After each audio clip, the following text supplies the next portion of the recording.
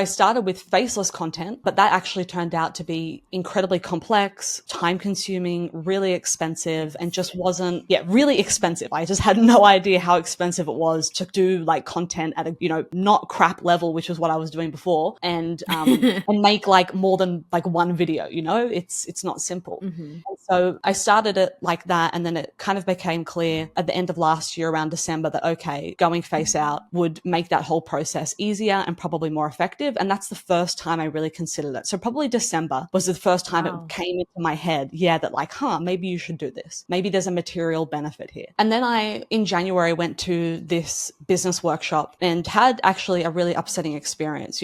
Most of the time I find that people that I'm surrounded with are overall really positive and very accepting, but I had an experience where that wasn't the case, where I was at a business conference and there was like clear stigmatization and like exclusion. And so I came back from that and I had been thinking about going face out, but then I had that experience like right as that happened. And that was, challenging Yeah. to wrap my head around. And I was trying to decide, should I do this? Should I not? And I called my dad, as I often do with like big decisions like these. And his style is like, let's just get to the heart of it. Like, what's holding you back and what's like the sacrifice and the fear behind this? Because that's really, for me, what it was. It was the fear. And so we had to get clear on like, well, why do this and what's the sacrifice? And there was a range of things to do with, like we've already touched on, not being able to go to America, potentially to see my brother, which is a big thing, the loss of anonymity, a range of other things. But for me, really what was at the core was just the fear of the judgment and the fear of what could Yeah. happen and what I would have to deal with. And my dad said to me, fear is false evidence appearing real, in that, a lot of the time, things that we fear don't really come to pass as we expect. And he basically said to me, if you're going to do this,